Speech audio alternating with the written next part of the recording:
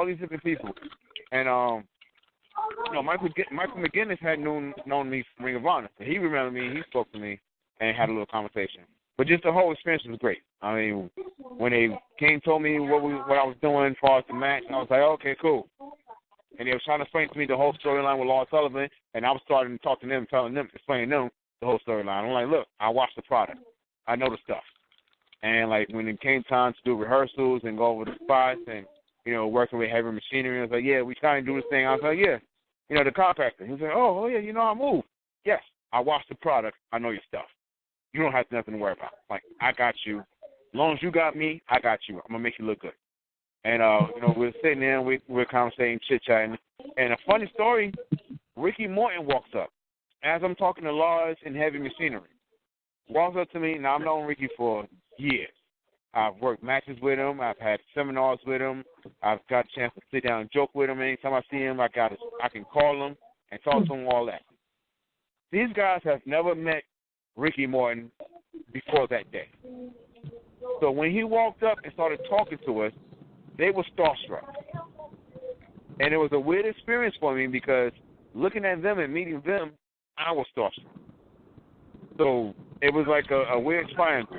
I was starstruck with meeting Heavy Machinery and Lars Sullivan. They were starstruck with meeting Ricky Morton. Ricky Morton was talking to me as if we were family. And it was just weird.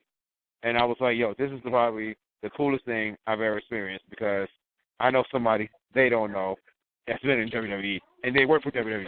Yeah, I got 5 points over you guys. Yeah, I'm the coolest dude in this group. And so we went through all that. We went over the match. We went out there, did the match, and they wanted me to do a promo. I was very excited and surprised that they had me do a promo. I have not seen anybody do a promo since, as far as extras, which is great, which means I did something great. And I got a lot of great feedback from it. Matt Bloom loved it. He came up to me, told me I was great. Nobody had any critiques for me, nothing bad, nothing I need to change, nothing I need to work on. Triple H walked up to me, shook my hand, told me good job, and walked off. And I was like, oh, my God, I screwed up everything.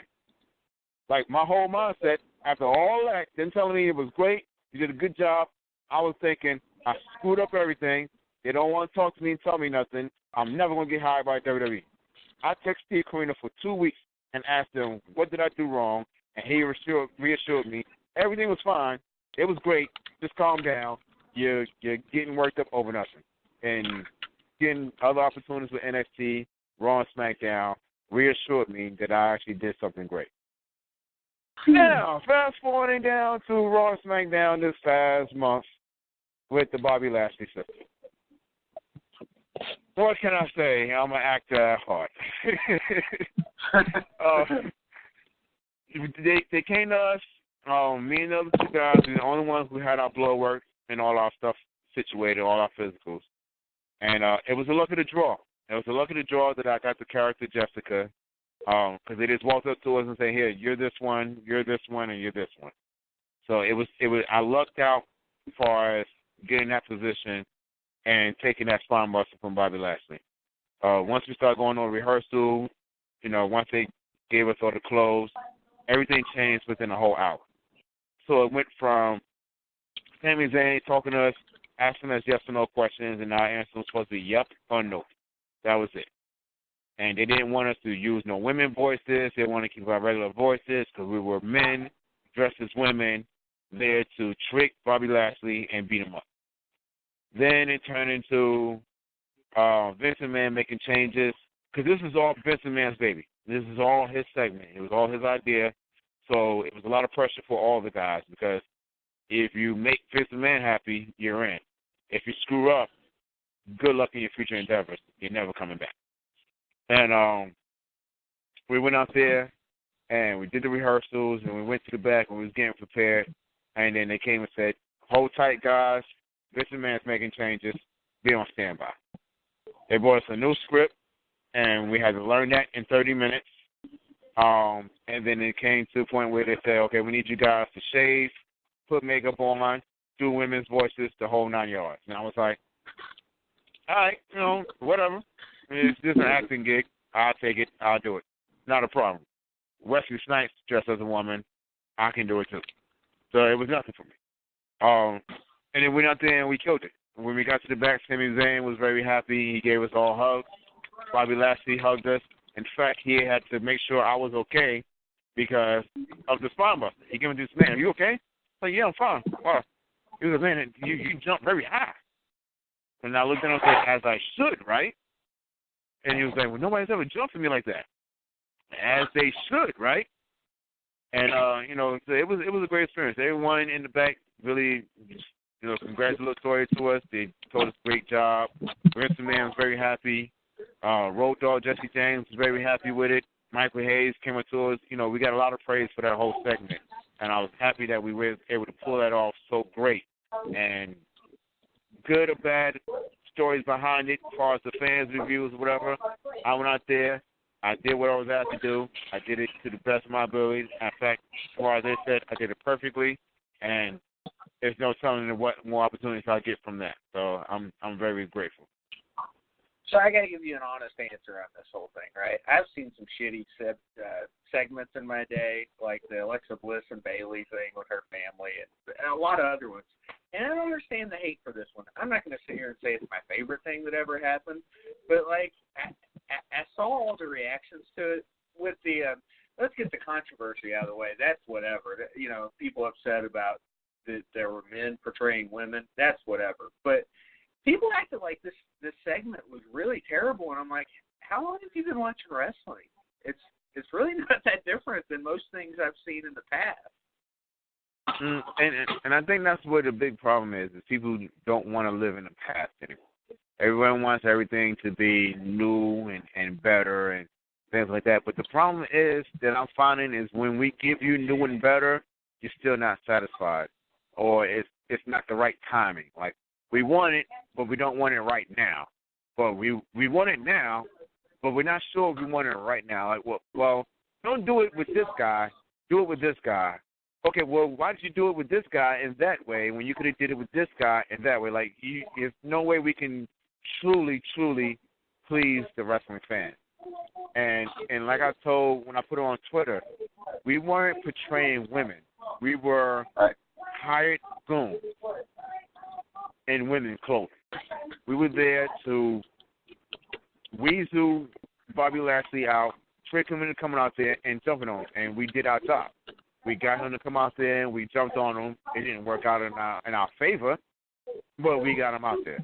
And that's what the fans need to grasp the concept of, is we wasn't there to try to act like women. We were men dressed in women's clothing to weasel someone out to jump them, and that's all it was. Yeah, absolutely. I mean, and here's the other thing about the whole thing is that, do you think wrestling's suffering because of the PC culture now? I mean, because it's like you can't do it. Like, I mean, I know there's a lot of fans out there that prefer the in-ring stuff, which is fine. I prefer the in-ring stuff. But it's like these same fans pined for the Attitude Era.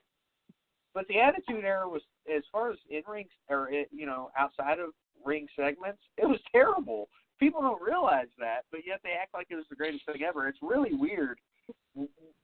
Like this type of thing would have thrived in the Attitude Era, but it happens now and everybody hates it. And see, the thing too now is that you have to tiptoe around so many different things and be very self-conscious of what you do with everything. I mean, look at Finn Balor when he came out with the everyone is welcome in the Balor Club. Balor Club is for everyone. And he came on with the pride colors and all those different things, and it was people who was like, "Oh man, great! I love the fact that he did that." And then there's people like, "I can't believe he did that. I can't believe WWE would let him do that." Like, what are you portraying? Like, it was even people that was even thinking that he was gay and he was trying to come out, and that wasn't the case. The case was that he's just saying he accepts all lives of people. And that's what we need to get to. We need to get to where we accept all free. I mean, look what WWE just did. They just did that show in what was it? The Great Battle Royal. What was that? Saudi Arabia or something? Like Saudi Arabia. Like, how often do you hear about anything American like that, event-wise, happening in Saudi Arabia. Like, that was a big thing worldwide, culture-wise. It wasn't a big thing for wrestling. It was a big thing for people. Because the way I see it, wrestling is the bridge between black and white, Mexican and Dominican, Puerto Rican and Indian, European and African. Like, that is the bridge between all cultures, all races, all walks of life. And we need to just stop being so sensitive about so many small things. We wasn't picking at anyone. That's the story. We was not picking at anyone. We were just portraying characters. That's it. It's no different than watching characters on cartoons. We know Tom and Jerry is not really trying to kill each other, but we still laugh. We know Tyler Perry is not really Medea, but you still laugh. You still pay the money to go watch those movies. We know, Tommy Lee Jones wasn't Two-Face, but you still watched it. So we got to get to the point now where it's like no one's being picked at. It was just characters for a TV show, and that was it. It's true. I mean, absolutely. It's just one of those things where I roll my eyes at wrestling fans. I'm a wrestling fan, and I roll my eyes at the rest of them. So, and I'm not perfect. I get shitty and bitchy about things like a lot of other fans get, but I just watch it and just move on. Jesus. But hey, James, I wanted to ask you a question. I don't know. Whenever the Indie Power Rankings started, I always kind of felt bad for you because, and trust me, things have changed. I felt bad for you because you're such a little guy to us. Like, you were so small, like a Jonathan Gresham. We're like, this guy's never going to get his due. Does it give you a lot of hope now that 205 Live exists? Because, I mean, these smaller guys are getting the credit that we never thought that they would get now. I remember when I first started training, that was the first thing that Steve Kern told me. He was like, you're in an era now where smaller guys are finally being accepted. He was like, the only small guy we had back in our time was Sean Waltman when he came in as 1-2-3 Kid, and he was like, even he had struggles, even he had to prove himself because a smaller guy at that time, wasn't ever really heard of. I can remember I remember watching Rey Mysterio beat Kevin Nash on Nitro. Like, that was a big deal back in the day. I remember I'm not going to say any names. I remember a certain independent show that I was doing in Florida. That was one of the problems and one of the reasons why I decided to leave Florida was because one of the guys that was promoting the show, he didn't believe in that little guy beating a big guy. His thing was, no, little guys can't ever beat a bigger guy. It's not believable. There's no such thing. This isn't a small man sport. This is a big man sport. And I've heard that a lot. In my career, and I've overcame the odds. I've done a lot of things that people didn't think I could do. People didn't really think I was gonna last this long in wrestling. People didn't think I was gonna, make it to where I've made it to. I mean, it's amazing how when, going back to the whole WWE Raw thing, when I finally got that out there, and it finally came out that I was on Raw and I played the EMT. You'd be amazed at how many people that I really thought were my friends, didn't even take the common courtesy and say, hey, congratulations, man, and you finally made it. We're so proud of you. Like, it was really a lot of people that I thought were my friends never really said congratulations and none of that stuff. And I'm out here showing people that there's hope for you. You can be and do whatever you want to do in life, and I was at, like I told you, I was at, Raw and SmackDown, and, they don't really see it, but those guys from 205 Live, they bust their asses, each and every week. I mean, Cedric and Buddy Murphy, they had a hell of a match. And, yeah. I was watching it in the arena, and, the TV does not do that match justice because the pop in that arena when Cedric came out and when he won and during that match, it was unbelievable. I mean, those guys had a phenomenal match. I mean, they probably went a good, 30-plus minutes. And that arena was not quiet one time, and they're showing you that, you know, that smaller guys can do anything that, you know,